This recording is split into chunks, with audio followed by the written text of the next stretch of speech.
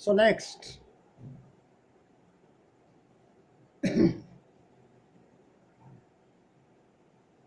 APJ Abdul Kalam narrates what happened in his childhood. He recollects different incidents, different happenings that took place in his childhood. I normally ate with my mother, sitting on the floor of the kitchen. I normally ate with my mother মানে কি বলতে চাইছেন যে সাধারণত তিনি তার মার সাথে বসেই খেতেন এবং রান্নাঘরের মেঝেতে। তখনকার দিনে খুব কম পরিবারই ছিল যারা চেয়ার টেবিলে বসে খেতেন। আমাদের ছোটবেলায় তোমরা বাবা ঠাকুরদা থেকে জিজ্ঞেস করবে, সবাই রান্নাঘরের পাশে বা রান্নাঘরের ঠিক বেরিয়ে একটা দাওয়ার মতো, সেখানে সবাই একসাথে বসে মাটিতে বসে বাবু হয়ে বসে যাকে আমরা বলি, বসে একসাথে খেতেন। আর এপিজে আব্দুল কালাম কিন্তু অনেক ছোট ছিলেন, তো তাই মার সাথে রান্নাঘরে বসেই খেতেন। She would place a banana leaf before me, কলা পাতা। রামেশ্বরম তোমরা বেড়াতে গেলে দেখবে ওখানে প্রচুর পরিমাণে নারকেল আর কলা পাতা। কলা মানে সে অনেক বড় বড় কলা, এবং নর্মাল যে কলার কালারটা আমরা দেখি তাছাড়াও একটা চকলেট কালারের কলা, মানে উপরের খোলটা চকলেট কালারের, এরকম কলাও পাওয়া যায়। তোমরা যখন বেড়াতে যাবে সেখানে দেখতে পাবে, এবং খুব বড় সাইজ, প্রমাণ সাইজের কলা। তো যাই হোক, প্রচুর কলা গাছ আছে, নারকেল বাগান তো আছেই, কলা পাতাই খাওয়া হতো। She would place a banana leaf before me, তিনি বসার পর সামনে একটা কলা পাতা বেলে দিতেন। On which she then ladled rice and aromatic sambar, a variety of sharp homemade pickle and a dollop of fresh coconut chutney. এটা ছিল তার লাঞ্চের ব্যাপার। নিরামিষাশী মানুষ, সারা জীবনেই কী দিত, হাতায় করে চাল মানে ভাত, রাইস বলতে গেলে ভাত দিয়ে দিতেন পাতায়। অ্যারোমেটিক সাম্বার, অ্যারোমেটিক মানে সুগন্ধিযুক্ত, সাম্বার হচ্ছে বিভিন্ন ধরনের ভেজিটেবল দিয়ে তোমরা যখন ধোসা খাও, ধোসার সাথে একটা জুস দেয় না, সেরকম অনেক শাকসবজি থাকে, সজনে ডাঁটা থাকে, কুমড়ো থাকে, ঢেঁড়স থাকে, কিছুটা বেগুন থাকে, গাজর থাকে, বিনস থাকে, সব মিশিয়ে খুব একটা স্যুপ মতো তৈরি করা হয়, সেটা হচ্ছে সাম্বার, অ্যারোমেটিক সাম্বার। আর ভ্যারাইটি অফ শার্প, মানে শার্প বলতে এখানে তীব্র গন্ধযুক্ত এই অর্থে আর কি, কটু না কিন্তু, মানে কড়া কড়া গন্ধযুক্ত। হোমমেড পিকল, বাড়িতে তৈরি করা আচার, বিভিন্ন ধরনের আচার থাকতো। And a dollop of fresh coconut chutney, এবং এক চলতে দোলপ মানে সামান্য অল্প করে একদম তাজা তৈরি করা নারকেলের চাটনি। ওনারা যে, তুমি যখন সাউথে যাবে দেখবে তারা যে তেলটা ব্যবহার করে, আমরা কিন্তু সর্ষের তেলে রান্না করি, তারা সমস্ত নারকেল তেলেই করে। আর নারকেলটা যেহেতু অনেক বেশি পাওয়া যায়, তাই ওখানকার মানুষের ফুড হ্যাবিটের মধ্যে নারকেলটা প্রায় প্রত্যহই খাওয়া দাওয়ার মধ্যে প্রবেশ করে গেছে অনেক আগে থেকে। তাহলে এটাই ছিল তার লাভ। তাহলে কি বলা হলো এই প্যারাগ্রাফটাতে, যে সাধারণত তিনি তার মার সাথে রান্নাঘরের মেঝেতে বসে খেতেন। মা প্রথমে একটা কলা পাতা পাতিয়ে দিতেন তার সামনে, তারপরে তার মধ্যে ভাত দিয়ে দিতেন আর সাম্বার দিয়ে দিতেন, জুস, ওই যে বললাম ভেজিটেবল জুস, টকটক হয় কিন্তু এখানে ওর টকটা খুব খায় সাউথ ইন্ডিয়ানরা। সাম্বার দিয়ে দিতেন, আর নানা ধরনের একটু উগ্র গন্ধযুক্ত বিভিন্ন প্রকার বাড়িতে তৈরি আচার থাকতো খাওয়ার সাথে, আর চাটনি, নারকেলের চাটনি। এটাই মোটামুটি নিয়মিত এইরকমই আহার দুপুরবেলা তারা করতেন, লাঞ্চটা এভাবেই তৈরি। এটা বোঝা গেল তো, যে APJ Abdul Kalam normally took his lunch with his mother at the kitchen sitting on the floor. His mother would serve him rice on a banana leaf. Then he was given sambar, variety of homemade pickle, and fresh coconut chutney. All these constitute his lunch.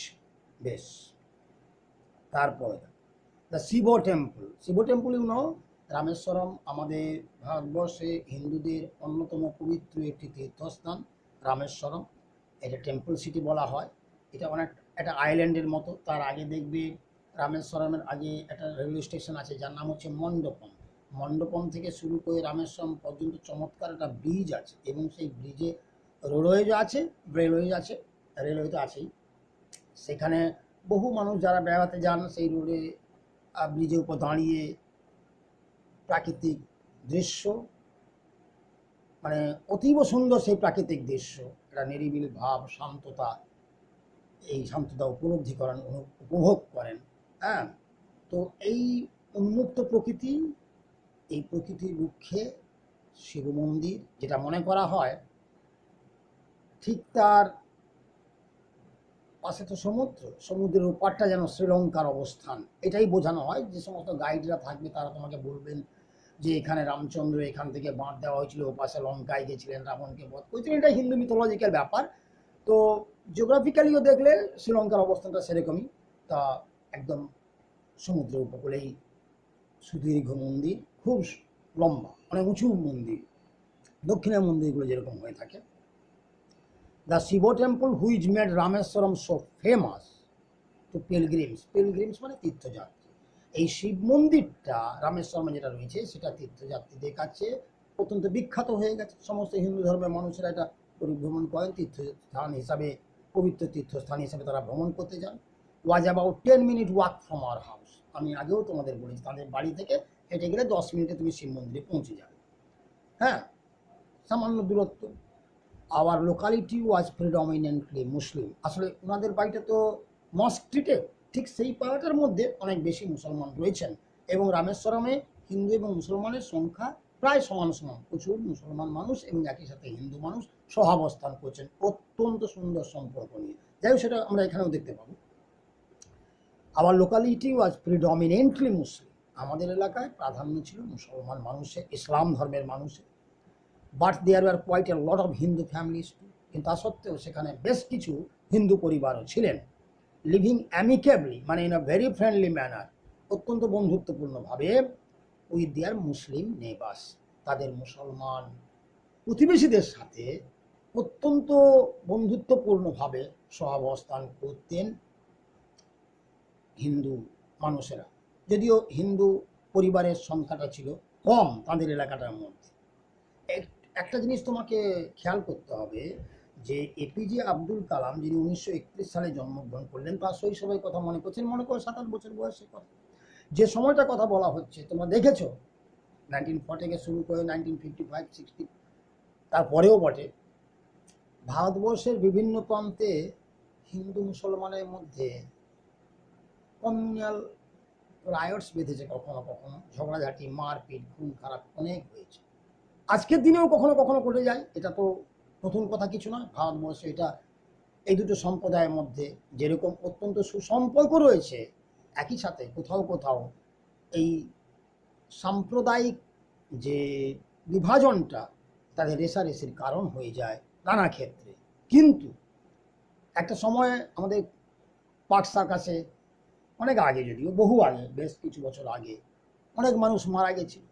বিভিন্ন সময়ে বিভিন্ন ঘটনা ঘটেছে যেখানে সাম্প্রদায়িকতা উস্কানিতে হিন্দুরা পীড়িত হয়েছেন অথবা মুসলমান মানুষেরা পীড়িত হয়েছেন। অনেক ক্ষেত্রে যেহেতু মুসলমান মানুষের সংখ্যা লঘু মানুষ, তাই তাদের উপরে নানা রকম অত্যাচার সংখ্যাগুরু মানুষেরা নামিয়ে এনেছে, এটা অস্বীকার করবার কোনো জায়গা নেই ভারতবর্ষের মুখে।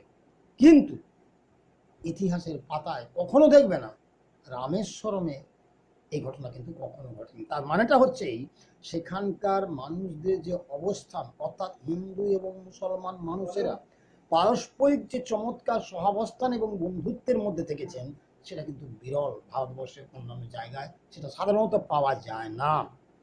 সে কথাই এখানে অত্যন্ত দৃঢ়তার সাথে এপিজে আব্দুল কালাম তোমাদের বলবেন। দেখ, বলছেন যে আমাদের এলাকাটা ছিল মূলত মুসলমান মানুষের প্রাধান্যযুক্ত, কিন্তু বেশ কিছু হিন্দু পরিবারও সেখানে অত্যন্ত সুন্দরভাবে, বন্ধুত্বপূর্ণভাবে মুসলমানদের সাথে সহাবস্থান করতেন। There was a very old mosque in our locality, আর আমাদের একটা, সেই মস্কেও তোমরা যাবে, দেখবে বেড়াতে গেলে, আমাদের এখানে একটা পুরাতন মসজিদ আছে আমাদের এলাকায়, where my father would take me for evening prayer, যেখানে এপিজে আব্দুল কালামের বাবা জৈনুল আবেদিন প্রায় প্রত্যহই এপিজে আব্দুল কালামকে নিয়ে যেতেন সন্ধ্যাবেলার প্রার্থনার সময়। নামাজ পাঠ করবার জন্যে। I had not the faintest idea of the meaning of the Arabic prayers chanted. Chanted মানে যা উচ্চারিত হতো, pronounced মানে যে নামাজটা উচ্চারিত হয়, নামাজ যে পাঠ করা হয় সেটা অ্যারাবিক ভাষায়। তিনি বলছেন আমার বিন্দুমাত্র ধারণা ছিল না, আমি একটুও বুঝতাম না এই অ্যারাবিক যে প্রেয়ার অর্থাৎ নামাজের অর্থটা কি, শব্দগুলির অর্থটা কি স্পষ্টভাবে আমি কখনোই বুঝতাম না। But I was totally convinced, but from the very beginning আমি পুরোটাই, আমাকে এরকম বোঝানো হয়েছিল বা আমি বুঝে গেছিলাম কি দ্যাট দেয়ার ইজ গড, যে এই যে প্রার্থনা সঙ্গীত বা এই যে প্রার্থনার কথা যা উচ্চারিত হচ্ছে মুসলমান ধর্মীয় মানুষদের দ্বারা মসজিদে দাঁড়িয়ে নামাজ করার সাথে সাথে, এই প্রতিটি শব্দ যেন পরমেশ্বরের কাছে, আল্লাহর কাছে পৌঁছে যাচ্ছে। এই ভাবনা আমার শৈশবেই আমার মধ্যে গড়ে গেছিল। তাহলে কি বলা হলো আমরা দেখলাম। আচ্ছা আর একটু পড়ে দিই, পুরো প্যারাটা পড়ে দিই, একসাথে ইংরেজিতে বলে দিচ্ছি। when my father came out of the mosque, আর আমার এই নামাজটা শেষ হলে যখন বাবা মসজিদ থেকে বেরিয়ে আসতেন তখন কি হতো, after the prayers প্রার্থনার পর people of different religions should be sitting outside waiting for him. বিভিন্ন ধর্মের মানুষ, হিন্দু, মুসলমান, জৈন, খ্রিস্টান, পার্সি, বিভিন্ন ধর্মের মানুষ মসজিদের বাইরে অপেক্ষা করতেন তার বাবার জন্য, অর্থাৎ জৈনুল আবেদিনের জন্য। Many of them offered bowls of water to my father. Bowls মানে পাত্র করে, ঘটি করে, ছোটো ছোটো ঘটি, তামার ঘটি বা মাটির ঠেকি, যে যেরকম পাত্র নিয়ে আসতো, জল নিয়ে আসতো, সেই জলটা তার হাতে দিত। এই ছোটো ছোটো ছোট্ট ছোটো ঘটি, ঘটের মতো যেগুলো, তাতে জল নিয়ে আসতো, সেই জলটা তার বাবা হাতে দিত। তখন তার বাবা কী করতেন, হু ডিপ হিজ ফিঙ্গার টিপস, বাবা আঙুল, একটা আঙুল জলের মধ্যে ডুবিয়ে দিতেন, আঙুলের ডগাগুলো ডুবিয়ে দিতেন জলের মধ্যে, in them and say a prayer, এবং একটা প্রার্থনা ঈশ্বরের উদ্দেশ্যে করতেন। দিস ওয়াটার ওয়াজ দেন, এভাবে জলটাকে তিনি পবিত্র করে দিতেন, মন্ত্র ঔষধির মাধ্যমে জলটাকে পবিত্র একটা নিরাময়কারী উপাদান হিসাবে তিনি তৈরি করে দিতেন, কেবল ওই আঙুলগুলো ডুবিয়ে প্রার্থনার মাধ্যমেই। এটা হচ্ছে মানুষের বিশ্বাস। This water was then carried home for invalids, তখন এই জলটা সব যারা আসতো তারা নিয়ে যেত বাড়িতে। বাড়িতে যে সমস্ত পঙ্গু মানুষ রয়েছে, অসমর্থ মানুষ রয়েছে, প্যারালাইজড হয়েছে, পা চলছে না, হাত চলছে না, তাদেরকে এই জলটা সেবন করানো হতো, হয়তো খেতেন অথবা সেই ভাঙা জায়গায় বা যে অঙ্গ বিকল হয়েছে সেখানে লাগিয়ে দেওয়া হতো, মালিশ করিয়ে দেওয়া হতো। আই অলসো রিমেম্বার, এটা কী ব্যাপার এটা একটু পরে বলছি। আই অলসো রিমেম্বার, আমি এই কথাও মনে করতে পারি, people visiting our home to offer thanks after being cured, লোকজন সুস্থ হয়ে গেলে, এই যে দাদা বাড়িতে নিয়ে গেল, যারা যারা সুস্থ হয়ে যেত তাদের বাড়িতে, তারা আসতো তার বাবার কাছে সুস্থ হওয়ার পর সেই জল সেবন করে যেত। যারা যারা সুস্থ হতেন তারা আসতেন ফাদার, তারা কেন আসতো, তার বাবাকে ধন্যবাদ জানাবার জন্য, তার উপকারী তিনি এই জলটা মন্ত্রপুত করে দিয়েছেন বলতে তিনি সুস্থ হয়েছেন, এটা ছিল আমাদের বিশ্বাস। ফাদার অলওয়েজ স্মাইল্ড, বাবা তখন হাসতেন বাবাকে যখন তারা ধন্যবাদ জানাতো, and ask them to thank Allah the merciful, বাবা বলতেন আমাকে ধন্যবাদ জানাতে হবে না, ঈশ্বর স্বয়ং আল্লাহকে তোমরা ধন্যবাদ জানাও।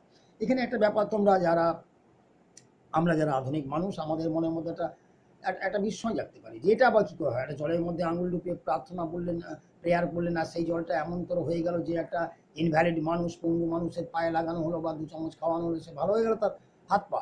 আসলে এটা কি জানো তো, এটা হচ্ছে একটা বিশ্বাসের ব্যাপার। দেখবে, মনে করো কোনো একজন মানুষের হাতে কোনোটা হাত ভেঙে গেছে, অ্যাক্সিডেন্ট বা কিছু হয়েছে, তিনি হাতটা তুলতে পারছেন না, ডাক্তারবাবুর কাছে গেলেন, এবার ডাক্তারবাবু বলে হাতটা তুলুন না, তুলতে পারছেন না, চেষ্টা করুন, হ্যাঁ এরকম করুন, এরকম করুন, দিয়ে হাতটা তুলে দিলেন, 2বার দেখালেন, একটা ঔষধ দিলেন, এই ওষুধটা খাবেন, আপনাকে কিন্তু তুলতে হবে, আপনাকে কিন্তু তুলতে হবে, তবেই আপনার হাত হবে। এই যে বিশ্বাস, ডাক্তার বলেছে এই ওষুধটা খাওয়ার সাথে এটা যে তুললে আমার উঠে যাবে, এই যে জলটা পান করার সাথে সাথে তার মনের মধ্যে ইচ্ছা শক্তিটা এমনতর হয়ে যাচ্ছে, উইল পাওয়ারটা বেড়ে যাচ্ছে যে হ্যাঁ এবারে আমার হাতটা বোধহয় ঠিক হচ্ছে। এবং এই যে এক্সারসাইজটা মানুষকে অনেক স্ট্রং করে দেয়। এরকমভাবে মানুষ, একটা কথায় বলে বিশ্বাসে মিলয় বস্তু তর্কে বহুদূর, এই বিশ্বাসটা মানুষ যখন স্থাপন করে ফেলতে পারছে, তাই সেই অসুস্থ মানুষ তিনি সমর্থ হয়ে যাচ্ছেন, তার বিকল অঙ্গটাকে তিনি পুনরায় আবার ঠিক করে ফেলতে পারছেন নিজের চেষ্টায়। জলটা জৈনুল আবেদিন যেটা মন্ত্রপুত করে দিলেন, সেটাই তার মানসিক দৃঢ়তার কারণ হয়ে দাঁড়িয়ে যায়, তাই তিনি সুস্থ হয়ে যান। তাহলে পুরো যে প্যারাগ্রাফটা পড়লাম সেখান থেকে কী যাও, সেখান থেকে জানলাম যে we come to know from this paragraph that Rameswaram is famous for the Shiva temple. It's a great pilgrimage. I have told you earlier, for the Hindus, the Rameswaram Shiva temple is a famous and very sacred pilgrimage or religious place. Millions of people visit every year Rameswaram Shiva temple, and Kalam's house was at a distance of just 10 minutes walk. 10 minutes হাঁটা। The area where Kalam lived, I have told you earlier that their home was situated on the Mosque Street. Most of the inhabitants of that locality were Muslim by religion. However, some Hindu families also lived there. And both the Hindu and the Muslim people lived in a very friendly manner. In their neighborhood, there was no communal conflict between the Hindu and the Muslim. They were very friendly. This is rarely found. However, in that period, nearly 70 years ago, the people had that friendship. The people of two religions, two communities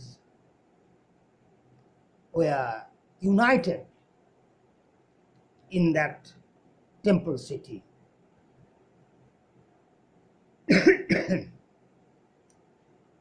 Rameswaram is famous for Shiva temple. At the same time, you will find there an old mosque.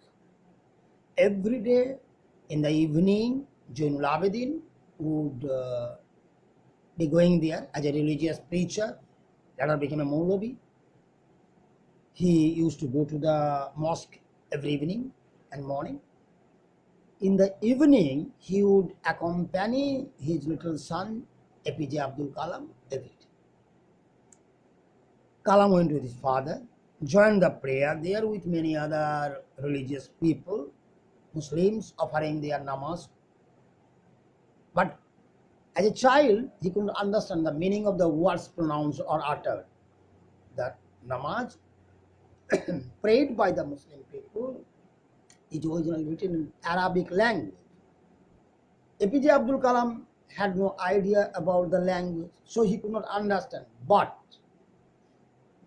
he thought in his mind, he was influenced in such a way that he thought the prayers offered to God already reached Allah or God. This was the conviction in his mind. And when the prayer was over, Jainul Abidin would come out of the mosque, holding the hands of the little son. When they would come out of the mosque, almost every day, APJ Abdul Kalam would find people of different religions gathered there.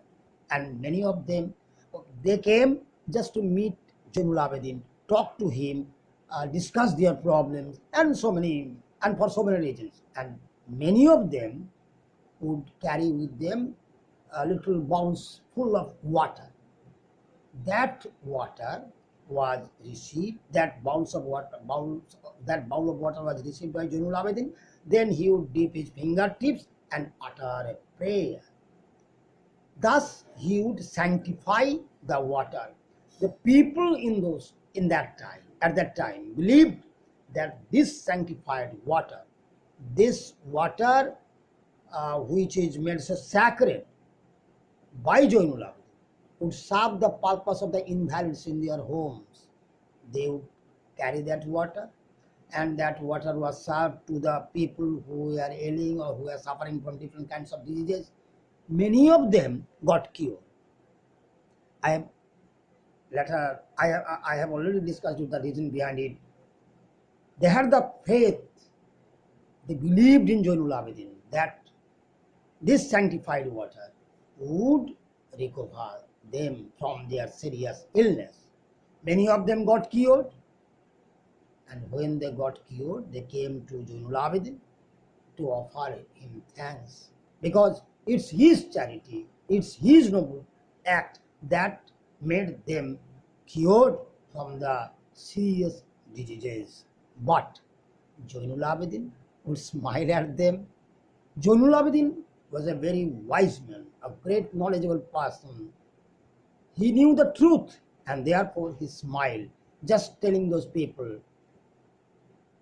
you should thank Allah, the Almighty, the Merciful, who has made this world so beautiful, so peaceful, and who is responsible the welfare of the entire creation of this universe. Thus, the paragraph comes to an end, right?